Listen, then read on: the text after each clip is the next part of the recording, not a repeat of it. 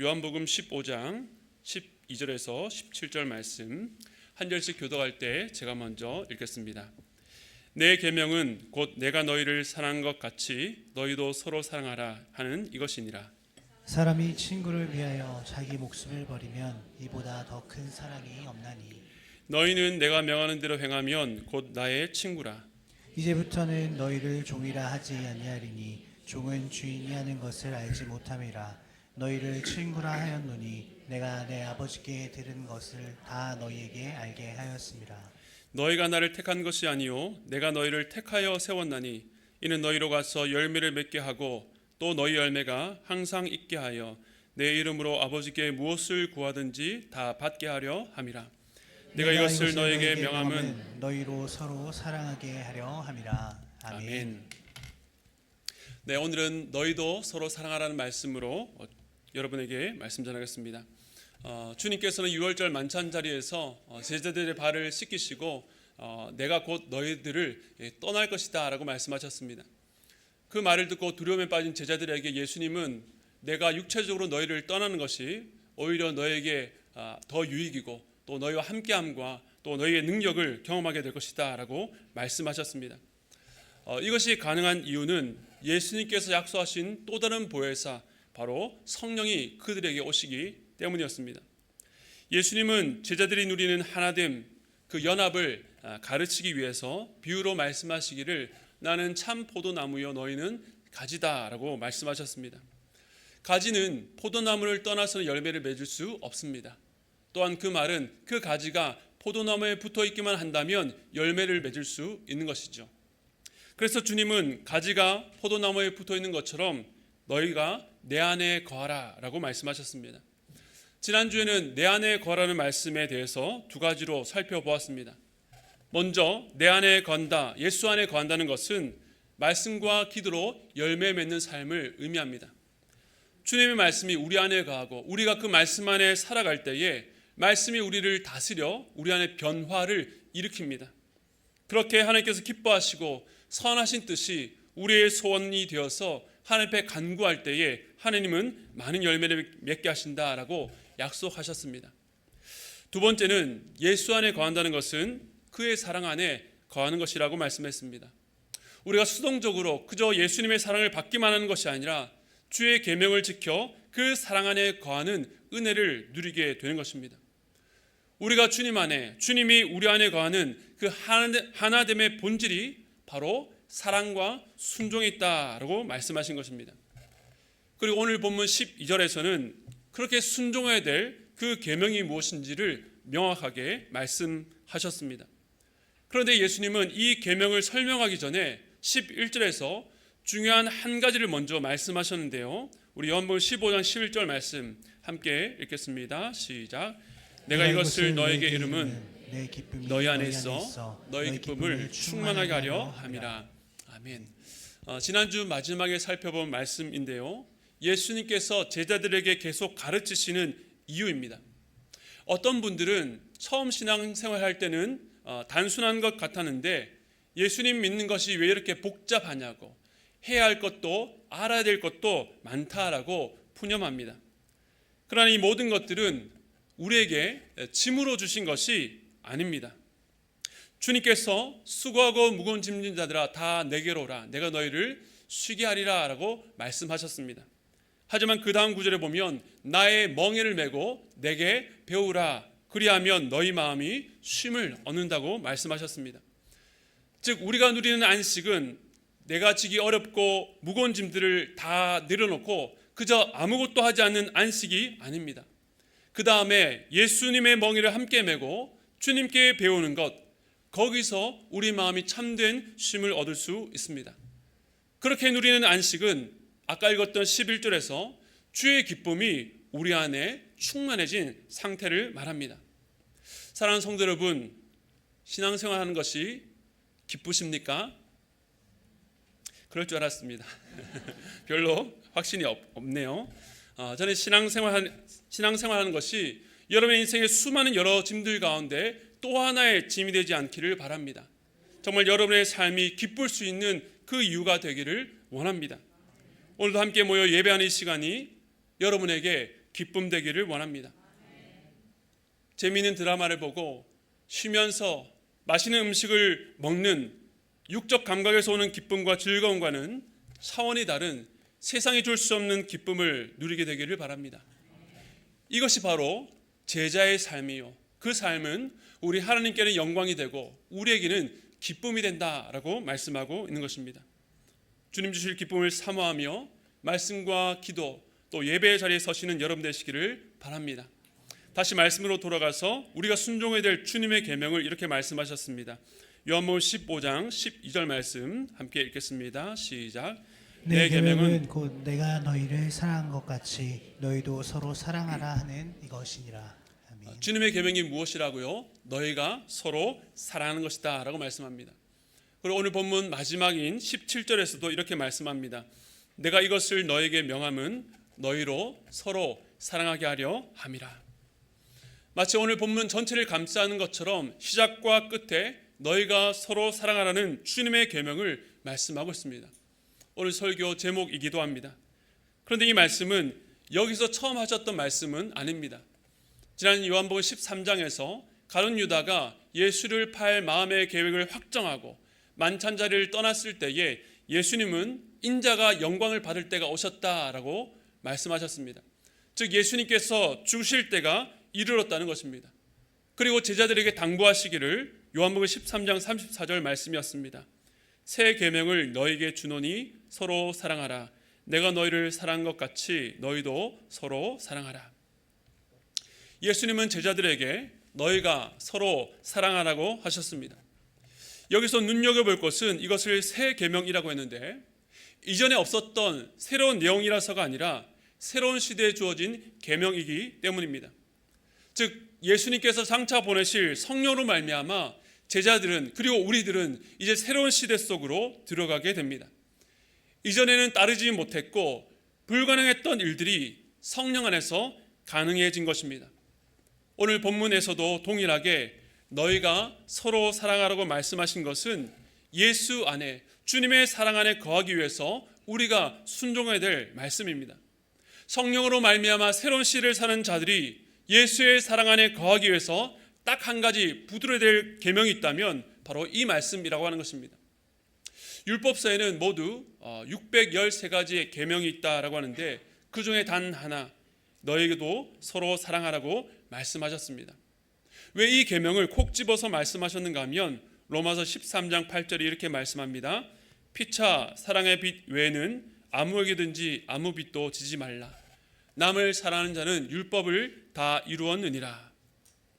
남을 사랑하는 자는 율법을 다 이루었다, 성취했다라고 말씀합니다. 그리고 그 다음에 로마서 13장 10절 말씀 이렇게 말합니다. 우리 함께 읽겠습니다. 시작. 사랑은 이웃에게 악을 행하지 아니하나니. 그러므로 사랑은 율법의 완성이니라. 아멘. 사랑은 율법의 완성이라고 하셨습니다. 사랑장으로 알려진 고린도전서 13장에 보면 사람이 아무리 큰 희생과 헌신을 한다 할지라도 그가 대단한 은사를 가지고 많은 사역을 할지라도 사랑이 없으면 아무것도 아니라고 말씀합니다. 율법의 본질이자 핵심인 이 계명을 놓치고 나면 아무것도 남는 것이 없다는 것입니다. 그래서 우리가 신앙생활을 하면서 추구해야 될 목표가 있다면 서로 사랑하는 것입니다. 그런데 열심히 있는 많은 신자들 중에서 신앙의 여러 대의들을 내세우지만 정작 서로 사랑하는 계명은 부수적인 것으로 교회 교역자나 어떤 교회 리더들만 특정 역할을 맡은 사람만 순종해야 될 계명으로 여기는 분들이 있습니다. 그러나 서로 사랑하는 계명은 바로 오늘 지금 이 순간에 나의 신앙의 연륜이나 수준과는 상관없이 신자라면 누구나 힘을 다해서 가장 우선순위를 갖고 순종해야 될 말씀이라는 것입니다. 그런데 사실 이 말씀은 참 부담스럽습니다. 아까 읽었던 12절에서는 서로 사랑하는 기준에 대해서 내가 너희를 사랑한 것 같이라고 말씀하셨습니다.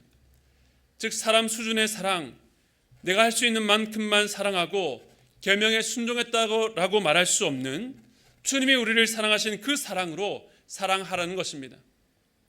즉 우리가 행하는 모든 섬김과 사랑의 근원이 바로 주님의 사랑에서 출발되어야 한다는 것입니다. 세상에 있는 자기 사람들을 사랑하시되 끝까지 사랑하셨다는 그 주님의 사랑이 가장 최고로 드러난 말씀이 오늘 본문 13절인데요. 주님이 나타내신 그 사랑의 수준과 방식에 대해서 이렇게 말씀하셨습니다. 요한복음 15장 13절 말씀 우리 함께 읽겠습니다. 시작. 사람이 친구를 위하여 자기 목숨을 버리면 이보다 더 큰 사랑이 없나니. 여기서 친구라는 단어는 이 필로스인데 친구라고 번역되지만 또 사랑하는 자라고 번역될 수도 있습니다. 이 세상에서 가장 큰 사랑은 친구를 위해서, 사랑하는 자를 위해서 자기 목숨을 버리는 것이다 라고 말씀합니다. 그런데 하나님은 죽으실 수가 없었습니다. 그렇기 때문에 친히 사람이 되셔서 죄 많은 우리를 위해서 죽으심으로 우리를 향한 하나님의 사랑을 나타내신 것입니다. 이제 예수님은 그러한 사랑의 기준으로 우리에게 서로 사랑하라고 말씀하신 것입니다. 한편으로 보면 너무 과도한 또 지나친 명령이라고 생각될 수 있습니다. 우리가 그저 우리의 형편에 맞게 어려운 사람들을 돕고 친절하게 대하고 선을 행할 수도 있습니다. 그러나 주님처럼 사랑하라 하시니, 자기 목숨을 버려서 자기를 희생해서 사랑하라고 하시니 이 계명 앞에 좌절하지 않을 사람이 누가 있겠습니까? 그렇기 때문에 이 말씀 앞에 사람들의 반응이 갈립니다. 어떤 사람들은 이 계명은 지키기 불가능하다라고 생각해서 아예 마음을 닫아버립니다. 또 어떤 사람들은 자기 수준에 맞춰서 생각합니다. 어차피 억지로 감정이 가지 않는데 사랑할 수 없는 것 아니냐면서 내가 할 수 있는 만큼 내가 수용할 수 있는 사람들에게만 한정해서 사랑하겠다라고 말합니다. 앞서 사람들보다는 마음이 조금 열린 듯 하지만 이 또한 옳지 않습니다. 이 말씀 앞에서 사람들은 자신의 경험과 상황을 먼저 생각하고 내가 안전하고 상처받지 않도록 자기를 보호하려는 마음이 우선하기 때문입니다. 그러나 오늘 주님께서 주신 이 계명은 어떤 권면이나 제안이 아니라 바로 주님의 명령입니다. 종이 주인의 명령을 듣고 판단해보고 수용 여부를 조절하겠다는 것은 옳지 않습니다. 그렇다면 어떻게 해야 됩니까? 우리 다음 말씀을 한번 보겠습니다. 참 놀라운 말씀인데요. 요한복음 15장 14절입니다. 너희는 내가 명하는 대로 행하면 곧 나의 친구라.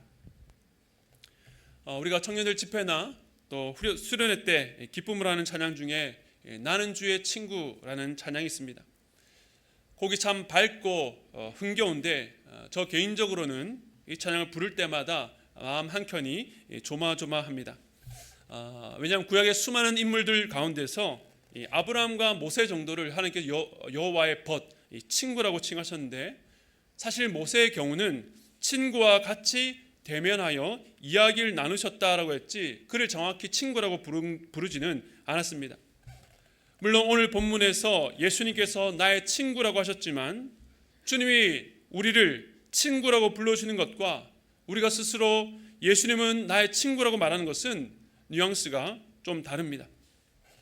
오늘날 이 시대는 예수님이 나의 친구라고 말하고 생각하는 것에 익숙할 수 있지만 사실 주님께서 우리를 향해서 나의 친구라고 하신 것은 성경에서 예를 찾아보기 힘들 정도로 아주 파격적인 말씀이라는 것을 우리는 기억해야 됩니다. 결코 아무런 감흥 없이 받을 수 없는 정말로 황송한 마음으로 받을 수밖에 없는 특별한 호칭인 것입니다. 그런데 그 앞에 말씀을 보면 너희는 내가 명하는 대로 행하면이라는 조건이 붙습니다. 역시 이 불가능한 미션을 행해야 친구라는 놀라운 호칭을 주신다고 생각할지 모르겠습니다. 그러나 제가 성경에서 특별히 요한복음에서 이런 조건절이 나올 때마다 일관되게 말씀드리는 것은 조건이 갖춰지면 결과가 주어진다는 단순한 인과관계로 읽어서는 안 된다는 것입니다. 오히려 뒤에 있는 결과 때문에 조건은 자연스럽게 드러나고 따라오는 것입니다. 예를 들어서 닭이 울면 아침이 온다라고 할 때에 닭의 울음이 아침을 가져오는 직접적인 원인이 아니라 아침이 되었기 때문에 닭이 우는 것입니다. 그러므로 우리가 서로 사랑하는 계명을 지켰기 때문에 그 결과로 주의 친구가 된 것이 아니라 주님이 우리를 친구로 불러주셨기 때문에 우리를 사랑하는 자로 불러주셨기 때문에 우리가 주님의 친구로 부름을 받는 것입니다. 열매를 맺으면 가지가 되는 것이 아니라 가지이기 때문에 열매를 맺는 것과 같습니다. 즉 우리의 정체성, 우리의 존재가 우리의 행동을 일으키는 것입니다. 그런데 그 과정에서 하나님은 인격을 가진 우리의 노력과 의지와 감정과 지식이 동원되는 것입니다. 그래서 우리는 우리가 순종하면서 이것이 나의 공로라고, 내가 노력했기 때문에 이만큼 받을 만하다고 말하지 않고 사도 바울처럼 온 생애를 다 드리고도 모든 것이 주님의 은혜라고 고백할 수밖에 없는 것입니다. 그런데 여기서 친구라고 말씀하신 이유는 사실 이와 대비되는 어떤 대상과 비교해서 중요한 교훈을 가르치기 위해서였습니다. 요한복음 15장 15절 말씀 우리 함께 읽겠습니다. 시작. 이제부터는 너희를 종이라 하지 아니하리니 종은 주인이 하는 것을 알지 못함이라. 너희를 친구라 하였노니 내가 내 아버지께 들은 것을 다 너희에게 알게 하였습니다. 아멘. 친구와 대비되는 대상은 바로 종입니다. 어떤 사람이 이 말씀을 읽고 우린 더 이상 주님의 종이 아니라 친구라고 말하는데 그렇지는 않습니다. 성경에 보다 넓고 많은 말씀에서는 분명히 우리는 주님의 종이라고 말씀하기 때문입니다. 그럼에도 여기서 주님께서 제자들에게 너희가 이제 나의 종이 아니라 친구라고 강조하신 것은 어떤 목적이 있기 때문입니다. 방금 읽었던 본문에서 종과 친구의 차이는, 종은 주인이 하는 것을 알지 못하지만 친구는 안다라고 말합니다. 바로 지식의 차이입니다. 그 지식이라는 것은 예수님께서 아버지께 받은 그 말씀을 들은 것을 알려주시는 친밀한 암과 인격적인 암과 연결되어 있습니다. 지금 주님께서 요한복음을 통해서 제자들과 오늘날 우리에게 가르치신 말씀입니다. 주께서 이렇게 우리에게 알려주시는 이유는 우리가 알지 못하는 상황 가운데 그저 맹목적으로 따라가는 종이 아니라 사랑하는 이의 상황과 마음을 알고 이해하는 가운데 순종하기를 원하시기 때문입니다. 물론 우리의 생각을 뛰어넘어 일하시는 하나님이시기 때문에 때로 우리의 머리로 다 이해되지 않아도 순종하는 것이 옳습니다. 그러나 오늘 본문과 균형을 가져야 될 것은 그런 가운데에서라도 결코 생각 없는 순종이 되어서는 안 된다라고 하는 것입니다. 종 주제에 감히 주인의 뜻을 알 필요가 없다고 하신 것이 아니라 주님께서 우리에게 알리시고 밝혀주신 그 뜻을 이해하고 생각하는 가운데 순종하라고 말씀하십니다. 비록 우리가 가진 지식과 지혜 한계 때문에 하나님의 계획과 뜻을 다 이해할 수는 없습니다.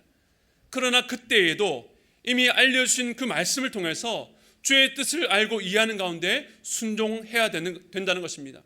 이렇게 순종하는 것이 내 삶에 어떤 의미이고 하나님께서 어떤 계획을 갖고 계신지를 보고 순종해라는 것입니다. 지금 우리가 배우는 내용들이 그러합니다. 예수님께서 우리에게 서로 사랑하라고 하셨는데 왜 이 불가능한 말씀을 하시는가? 내가 이해하지는 못하겠지만 그냥 한번 해보겠습니다. 제 능력 되는 것 한번 해보겠습니다가 아니라 부족하고 능력 없는 우리에게 이 계명을 주신 주님의 뜻이 무엇인지를 깊이 생각하고 이해하는 가운데 그 큰 그림 가운데 순종하라는 것입니다. 그것을 위해서 주님은 계속 우리를 가르치고 있습니다. 앞서도 말씀드린 것처럼 사람들은 서로 사랑하라는 계명에 최우선순위를 두지 않습니다. 신앙생활은 하나님과 우리의 친밀한 동행인데 굳이 불편을 일으키는 사람들과 사랑하면서까지 신앙생활할 필요가 있을까라고 생각합니다. 특별히 제자들 향해서 서로 사랑하라고 하셨다면 그것은 곧 오늘날 신자들, 곧 교회 안의 성도들끼리 서로 사랑하는 말입니다. 그런데 꼭 그럴 필요가 있는가? 혼자 신앙생활을 하면 안 되나? 그냥 가족끼리 열심히 신앙생활을 하면 안 되나? 라고 생각하는 분들이 있을지 모르겠습니다. 아마도 이전에 사랑하겠다고 나섰다가 상처받고 어려움을 겪은 경험들이 주저앉게 만든 이유가 되었을 것입니다. 사람들하고만 부딪히지 않는다면 신앙생활 잘할 수 있을 것 같은데 이전에 불완전한 교회에서 겪었던 여러 일들이 마음에 상하다 보니까 그런 생각들이 더욱더 확고해졌을 수도 있습니다.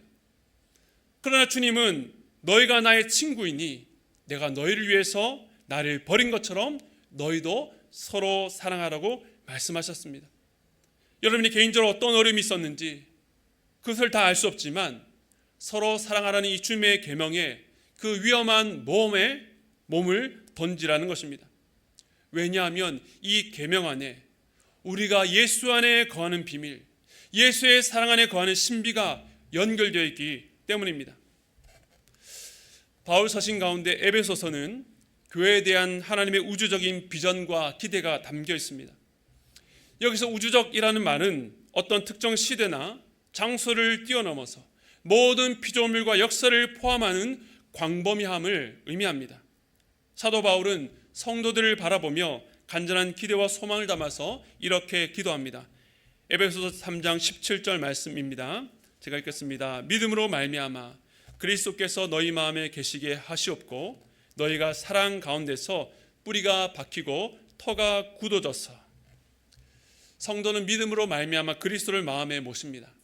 그러고 나면 마치 나무가 어떤 외부적 환경에도 흔들리지 않고 땅에 단단히 뿌리가 박히고 터가 굳어지는 것처럼 그리스도의 사랑은 예수 안에 심겨진 그의 영혼을 감싸고 든든하게 붙잡아 줍니다.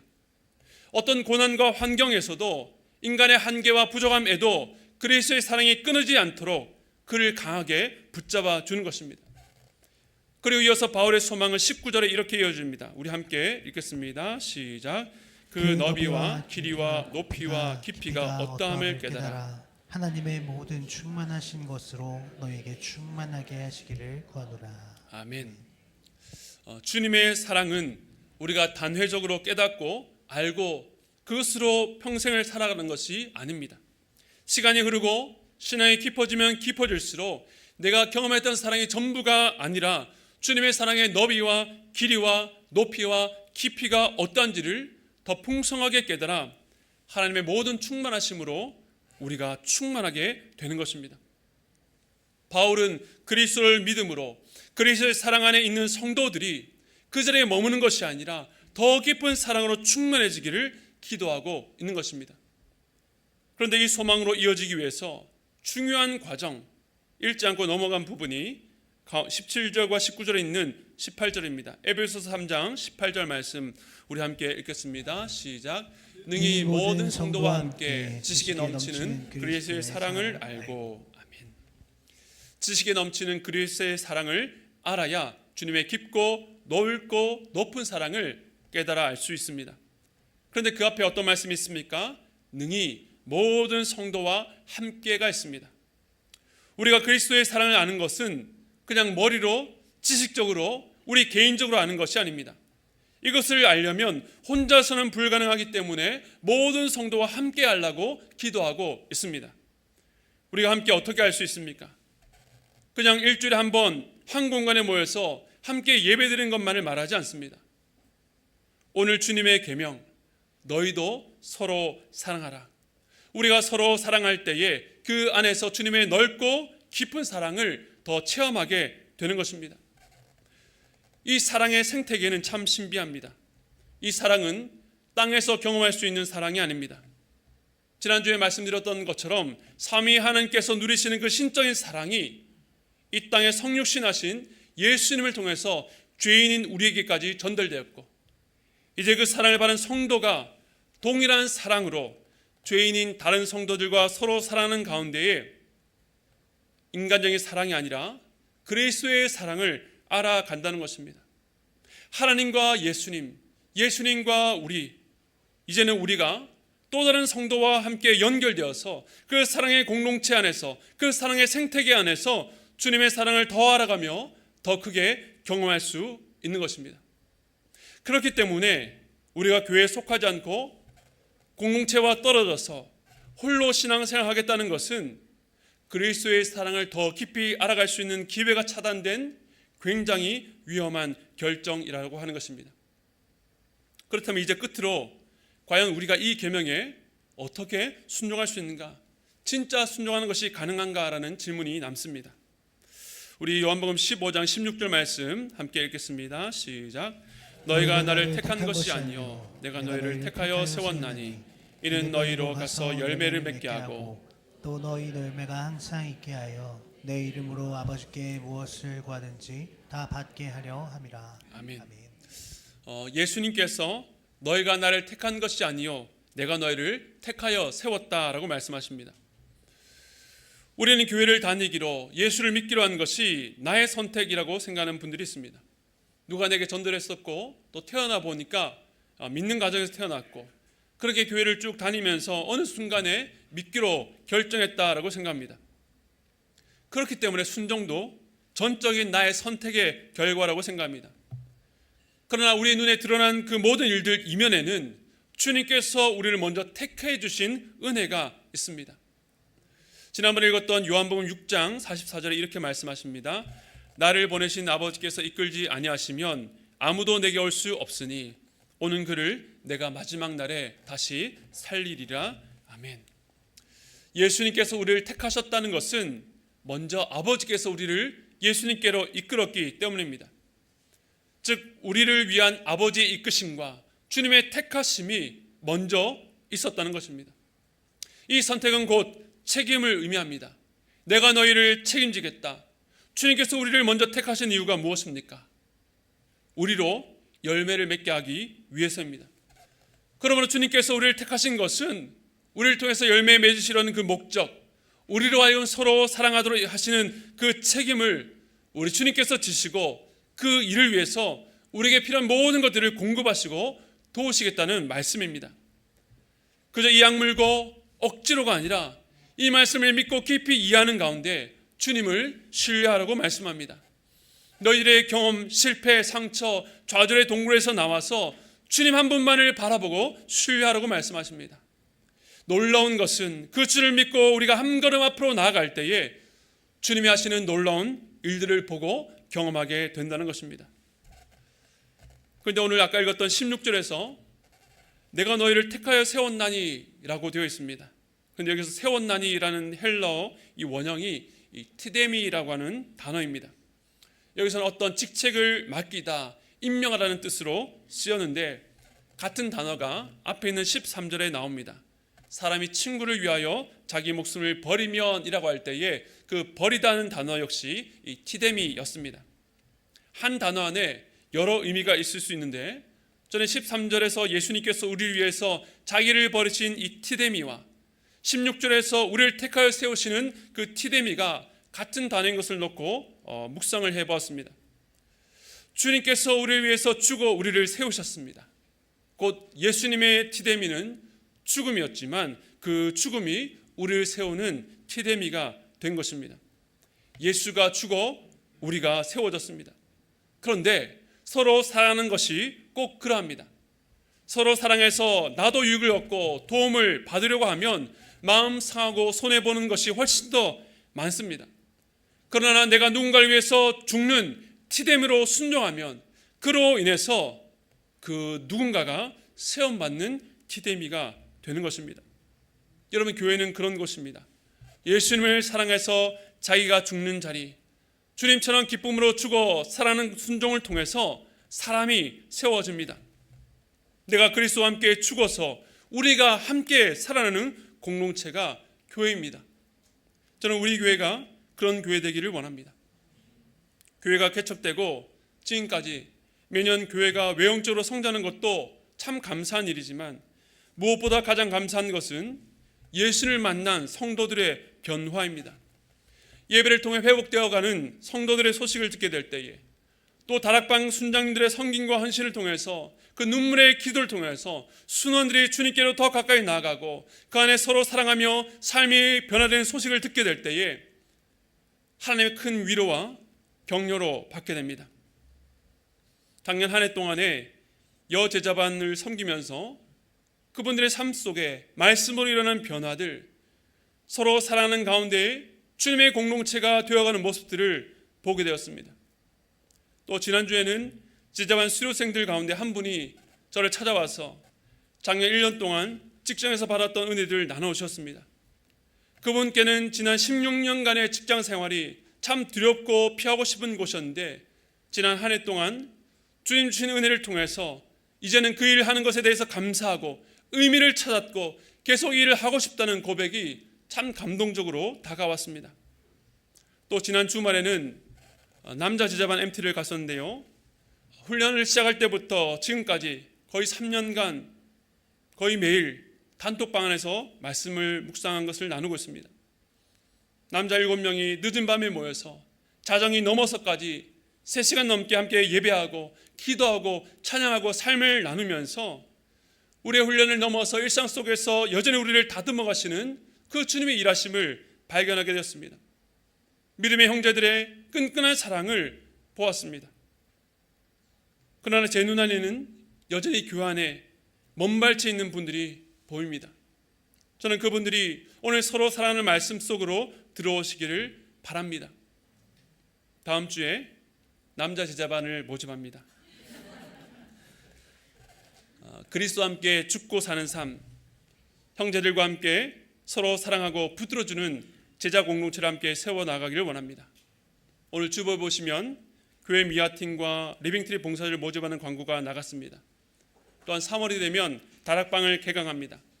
아직 다락방에 참여하지 않은 분들 서로 사랑하는 주님의 계명에 순종하고 참여해 주시기를 바랍니다.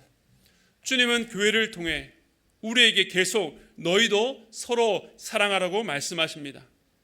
오늘 우리가 누리는 복은 거저 주어진 것이 아니라 특별히 모든 것이 하나님의 은혜입니다. 특별히 우리 교회는 개척할 때에 1만 성도 파송운동을 위해서 참 많은 한국교회 성도들이 기도해 주셨습니다. 저희 고향, 저희 가족, 친척들도 많이 기도해 주셨습니다. 지난번에도 한번 나눴는데 개척하고 첫 예배를 드리는 날이었습니다. 그날 부산에서 저희 외숙모님이 올라오셔서 어떤 분의 헌금과 함께 어떤 이야기 하나를 해주셨습니다. 외숙모님과 함께 교회를 다니시는 또 함께 중보기도 모임을 하는 권사님이셨는데 안타깝게도 얼마 전에 어떤 질병으로 인해서 한동안 의식이 없는 가운데 중환자실에 누워 계셨다고 합니다. 그런데 얼마 만인지 모르겠지만 의식이 깨었는데 가장 먼저 하셨던 말씀이 무엇인 줄 아십니까? 하남 1호산 교회는? 이라고 물으셨다고 합니다. 그 얘기를 듣고 얼마나 눈물이 나고 감사했는지, 생명의 경각에 이르렀다가 의식에서 깨어나서 가장 먼저 확인하고 싶었던 것이 하남 1호산 교회가, 내가 기도했던 그 교회가 잘 개척되고 있는가라는 질문이었다는 것입니다. 그분의 기도는 이 땅에 세워질 하나님의 교회를 향한 한 성도의 열망이요 또 하나님의 열망입니다. 그분의 이야기를 들으면서 하나님께서 이 교회를 세우기 위해서 이름도 얼굴도 모르는 얼마나 많은 분들의 기도와 헌신을 사용하셨을까라는 생각이 들었습니다. 사랑하는 성도 여러분, 이제 개척하고 4년차가 되었습니다. 모든 것이 주님의 은혜이지만 그 안에는 여러분들이 다 알지 못하는 많은 성도들의 헌신과 기도, 섬김과 수고가 있었습니다. 여러분들도 이제 이 공동체 속으로 들어와서 그 일에 함께해 주시길 바랍니다. 서로 살아가는 주의 계명을 붙잡고 그 말씀대로 살아가는 여러분 되시기를 바랍니다. 많은 분들이 십자가의 티데미로 또 다른 누군가를 세우는 티데미가 되어주시기를 부탁드립니다. 너희도 서로 사랑하라. 이 계명에 순종해 주님의 교회를 세우는 일에 함께해 주시기를 부탁드립니다. 이 땅의 소망인 교회를 통해서 주님께서 일하시도록 자신을 기쁨으로 내어드리는 저와 여러분 되시기를 간절히 축원드립니다. 우리 오늘 말씀을 기억하시면서 우리를 사용하셔서 이란 이 찬양 함께 드리도록 하겠습니다.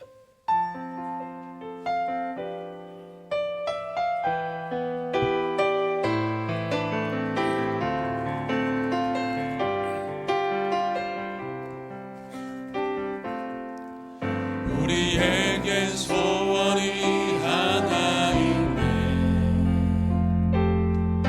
주님 다시 오실 그날까지 우리 가슴에 새긴 주의 십자가 사랑 나의 교회를 사랑케 하네. 주의 교회를 향한 우리 마음 일생과 포기와 가난과 고난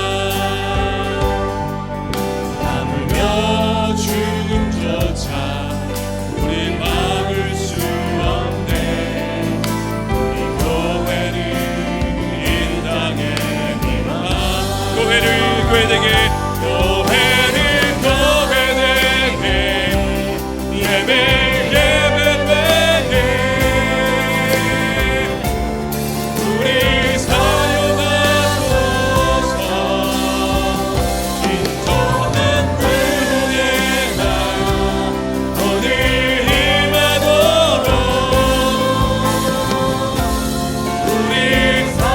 처음부터 다시 한 번 더 고백했습니다. 우리에겐 소원이 하나 있네.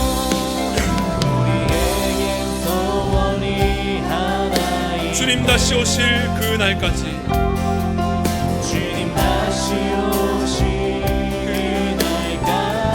우리 가슴에 새긴 주의 십자가 사랑,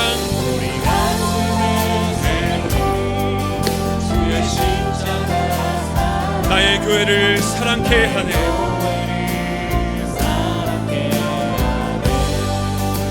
주의 교회를 향한 우리 마음, 희생과 포기와 가난과 고난,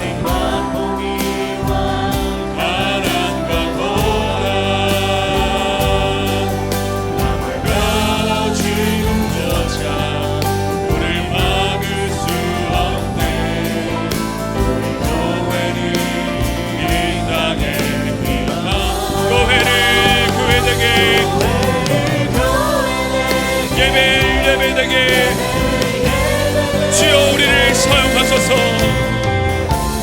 우리 사용하소서. 진정한 구원의 날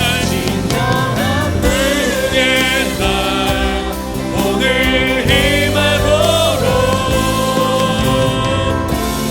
우리 교회되게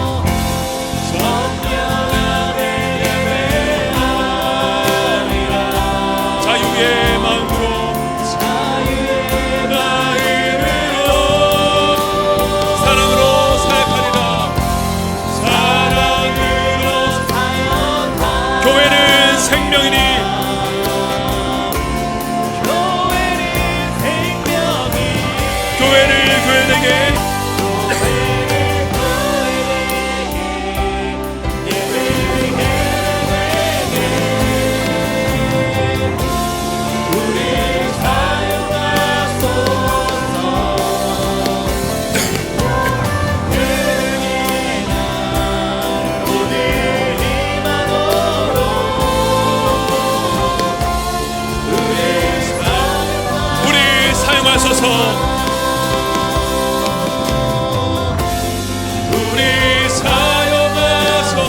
마지막 한 번 더 우리 사용하소서. 우리 사용하소서.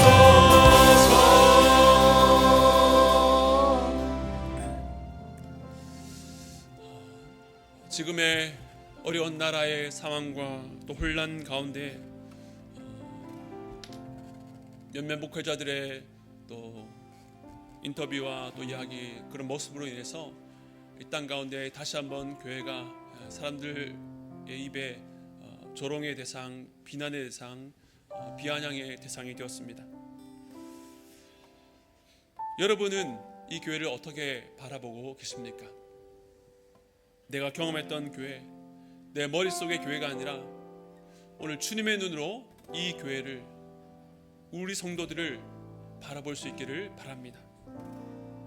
교회는 이 땅에 주님께서 남겨두신 예수님의 몸입니다.